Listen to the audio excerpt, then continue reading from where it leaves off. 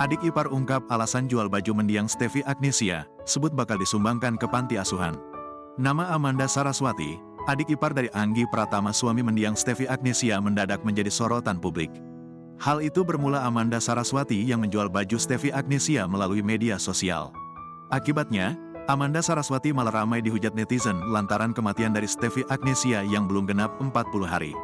Menanggapi amukan dari netizen, Amanda pun memberikan klarifikasinya. Dikutip dari YouTube Intens Investigasi, Selasa, tanggal 16 April tahun 2024, Amanda membeberkan alasan dirinya menjual baju-baju milik Steffi Agnesia.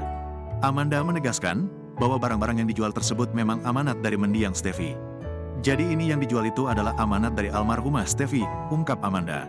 Maka dari itu, Amanda meminta warganet untuk tak khawatir serta berpikir negatif ke dirinya. Ia menyebut bahwa keluarganya merupakan keluarga yang amanah hingga tak mungkin rakus terhadap uang. Jadi kalian gak usah khawatir, kita itu keluarga yang amanah kok. Gak rakus-rakus sama yang begitu-begitu, katanya. Amanda juga mengakui bahwa keluarganya tak kekurangan uang. Adapun hasil dari penjualan tersebut, kata Amanda, nantinya akan disumbangkan ke panti asuhan.